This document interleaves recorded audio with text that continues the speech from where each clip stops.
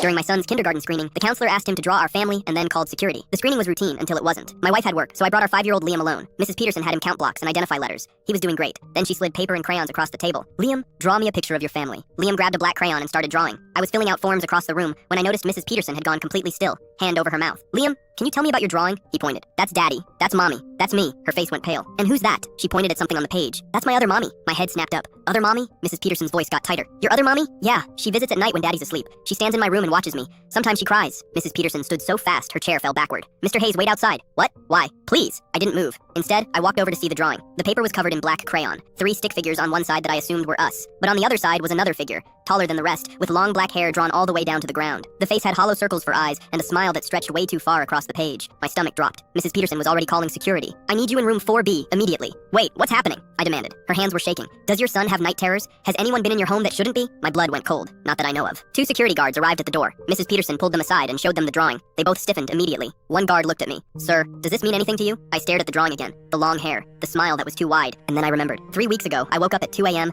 and found Liam's door standing wide open. I never left it open. A week later, his nightlight was unplugged when my wife went to check on him. 5 days ago, I found muddy footprints on our back porch, adult-sized. I'd assumed it was the landscaper. We need to call the police. Mrs. Peterson called 911 and explained the situation to the dispatcher. They said units were being sent to our house immediately. I knelt down next to Liam. Buddy, when does the other mommy visit? He shrugged like it was no big deal. Mostly Thursdays. Sometimes other nights. What does she do when she's there? She just stands there and watches me. Sometimes she touches my hair. She smells weird. I felt like I was going to be sick. The guard looked at me. Sir, we need you to come with us to your house. Don't go inside until police clear it. We drove home separately. 3 police cruisers were already parked outside when we arrived. Officers were walking around the perimeter with flashlights. One officer waved me over. Sir, do you have a crawl space? Yeah, why? We found evidence someone's been staying there. Blankets, food wrappers, and this. He held up an evidence bag with a photo. Liam sleeping in his bed, taken from inside his room. I couldn't breathe. They searched for 2 hours before finding her. A woman in her 40s, filthy, hiding in the crawl space behind the furnace, living under our house for at least a month. When they pulled her out, she was holding more photos. Dozens. Liam sleeping, eating breakfast, playing, all taken from inside our house. The officer said she'd been coming up through a loose vent in Liam's closet. That's how she got into his room without us hearing. They arrested her immediately. Breaking and entering, stalking, endangering a child. At the station, they told me her name was Catherine Rourke. She'd been living in our crawl space for 6 weeks. 6 weeks of watching my son sleep. She claimed Liam was her son in another life, that she was protecting him. The photos proved otherwise. Dozens of them, all taken while we slept upstairs, completely unaware. I called my wife from the station. When I told her, she went silent for 10 seconds. Then she said, "We're never going back to that house." We didn't. Sold it 3 months later and moved across town. Changed every lock.